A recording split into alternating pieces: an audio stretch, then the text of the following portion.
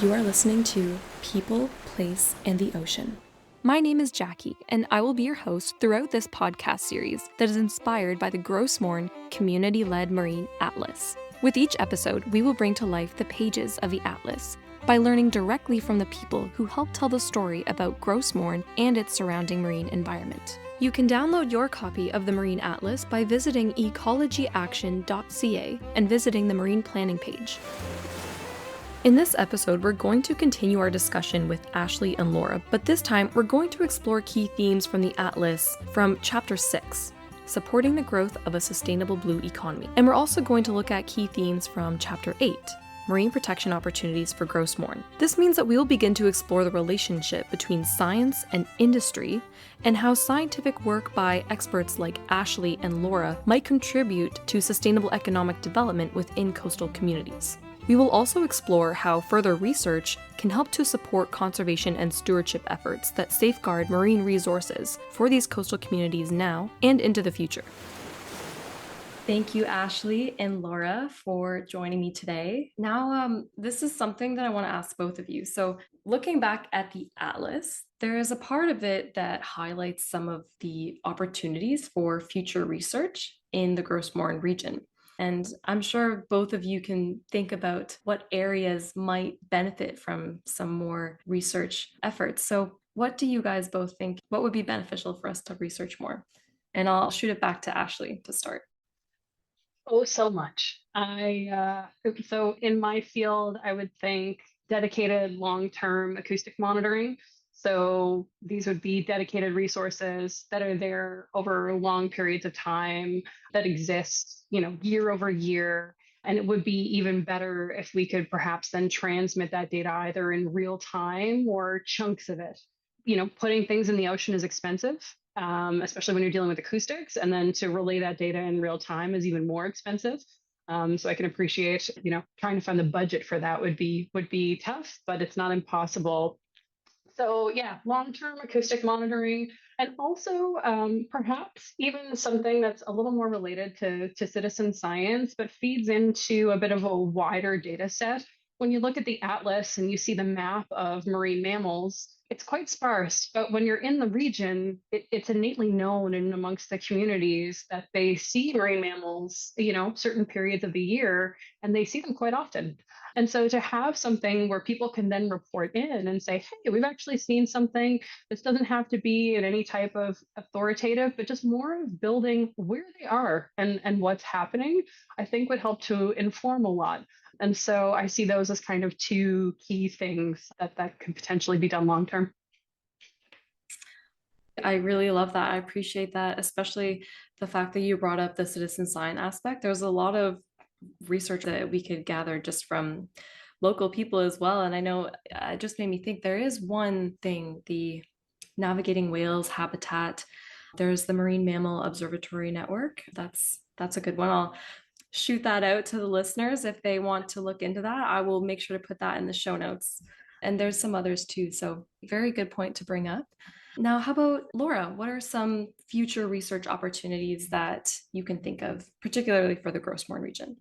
Well, I very much agree with Ashley. She made a very good point about gathering long-term data and the value of being able to put all the data that we gather into context. So right now we just have relatively sparse data and sort of like baseline data, but what happens in the future and how we can monitor these changes is very much dependent on establishing long-term monitoring programs. So I think that would be something very valuable. Another thing is that a lot of our data so far has been collected with traditional net-based methods, and that gives you a good idea of species composition and abundance. But to get more high-resolution data in terms of where the zooplankton are located in the water column, which would give us a good idea of where these high-energy aggregations of zooplankton are, we have much more high-tech methods to do that now. And it would be interesting to, for example, use things like underwater vision profilers that can give us much more high resolution data in these deep sites in Gros Morne to be able to define exactly where the zooplankton are located.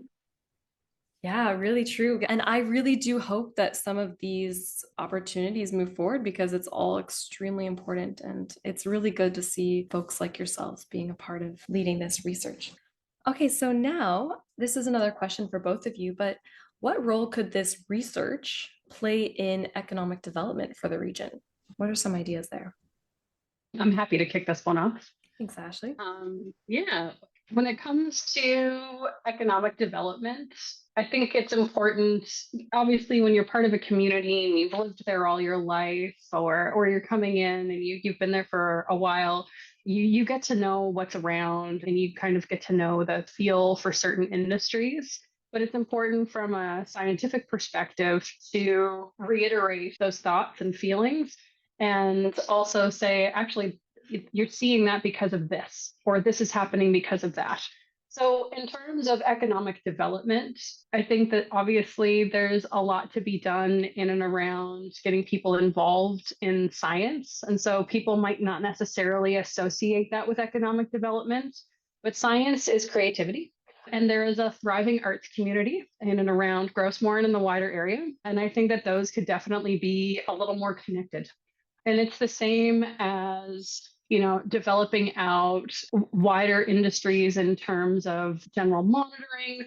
I'm sure that there's probably a number of people in the community that might have some really cool ideas on how we can potentially understand what's happening in and around Bombay on a scientific level. It doesn't always have to be super complicated. And when it comes to economic development, I also like to point out that we have these industries that are growing and thriving in Gros Morne and Bombay itself. And we want to make sure that there's longevity with those industries and that they have the ability to continue to thrive. And sometimes it takes a minute for science to catch up to that. And so sometimes the timelines are off where we need to gather the data in order to understand what's happening. Politics does come into play where there are politicians and they're on a 4-year cycle or wherever you live. And so all of this sometimes doesn't align. And so when it comes to economic development, if we can get that to align a little bit more and understand what the priorities are, I think it could be a really phenomenal case study in Gros Morne of just how everybody's working together towards a similar goal to make sure that the communities in and of themselves continue to thrive. That's really good. Thank you. So, Laura, what might you think about ways research could play in economic development or even just community development, thinking about what role research could have in supporting these coastal communities? I don't think I have a lot to add to what Ashley said. She said it so well there. I usually think of economic development as a zooplankton ecologist, I think of it from a fisheries point of view. So I always think to enable supporting sustainable fisheries in the area and to show that they are really sustainable from the bottom up. We can use research to describe what the lower trophic levels look like, what their sort of like resilience is, and whether these food webs at the lower trophic levels are able to sustain fisheries. Absolutely. Yeah. And I mean, fisheries is one of very important industry in the Gros Morne region and really all throughout Newfoundland. It's so important. So absolutely, I couldn't agree more. If I could add, I think Laura hit on a really important word of resiliency. And so making sure, again, that it can remain resilient and continue on for generations. I think we can hopefully all agree that that is something that we certainly want to happen. And we don't want to have to find other ways to perhaps make a living. And so, yeah, that's a really, really important thing is to understand what the resiliency of the environment is. Absolutely. Yeah. I also do think facilities like the Bombay Research Station, for example, are absolutely amazing to connect research with the local community and even visiting communities who come and see all the research that's done. And it becomes a lot more real for people to see the actual animals and all the equipment and everything that's used for research. And I guess it also adds this connectivity to community from research. Yeah, 100%. Making that connection between the researchers, the local community, and also visitors and, perhaps tourists. It's really wonderful.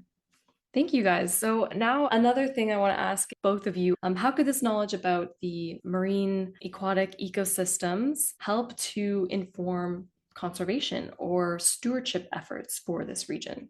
And I'll shoot it back to Ashley and then to Laura. Oh, well, I think it really starts out with, I'll kind of reiterate, I don't want to sound like a broken record, but it's important to understand what's happening and when and where. And ultimately, that helps to inform conservation and also stewardship. So we use that term a lot. We use, stewardship. And essentially, it's, in my own words, it's the caring of and the taking onus of something. Of if you are a steward for the oceans, you are somebody that deeply cares about them, and you may be involved in certain actions in protecting them or trying to make them better. And so I think this information that we're all collecting feeds into a few different things. Not only does it feed into the general knowledge and economics of the area, but it can then say, actually, we found this out, and this could be of benefit to know more about. So let's do some research on this, and it may help inform this conservation decision. Or, for example, in the fishing industry, if you have fisher people that are coming back and saying, hey, we're noticing changes, we're a little bit concerned about this particular species or this particular area, that in and of itself is helping in conservation of, all right, let's figure it out together. What can we do in that region to figure out what's potentially happening? And so I think that they are intrinsically linked, and knowing more about an area is powerful, and it gives people strength to make the best decisions for their communities and the region. Beautifully said, Ashley. Laura, what are your perspectives on how research and this knowledge might help inform conservation or stewardship efforts? I think conservation can be kind of a scary and negative thing to some people sometimes, because it also means a lot of restrictions and regulations. And having data on a very high spatial resolution could help us pick out these exact points where we need conservation efforts rather than scaring people with huge overall regulations or restrictions. So the more data that we have, the more high quality research we have on a highly detailed spatial resolution will add to conservation efforts for sure. Yeah, that was really well said too, Laura. And I think that you raised the point again about how having this research can be beneficial to understanding some of the industries that might operate in the area, and just how we can help safeguard our resources that support some of our industries that take place throughout the Gros Morne region, like our fisheries and other industries that create longevity for communities. So very well said, both of you. And I just have one fun question that I want to throw out there to you both. What is your favorite marine species? I know that's very broad, so pick one and tell me why it's your favorite. So it depends on the day. So if you ask me in person, if anybody's listening to this and they ask me in person, it's probably different. But today I would have to say it's the killer whale. And while that might be a little bit contrived and people might be rolling their eyes going, of course it is, they are the apex of predators. They are absolute machines. They are incredibly complex. They have incredibly complex languages. They have hunting methods that vary between all of the different subpopulations. They are just absolutely incredible. And while we think we know a lot, and we do, about killer whales, we continue to learn more. And they are what we call, those apex species, where if you have those species in your ecosystem, it means that you probably have a relatively healthy ecosystem, because it can sustain such large predators. So killer whale. Ah, that's a good one. How about you, Laura? What is your favorite marine species? I'm going to pick something pretty obvious for a zooplankton ecologist. So mine is a species of Cladoceran, which is a crustacean in the ocean, Evadne nordmanni, which looks like a little walrus. So whoa. I think zooplankton are amazing because they look like these crazy little aliens, but you can only access them through microscopy, and they can be very surprising. They have these specialized appendages for different functions, and they can look pretty crazy. So there's some penguin-like zooplankton, and there's this one that looks like a walrus, which is very cute.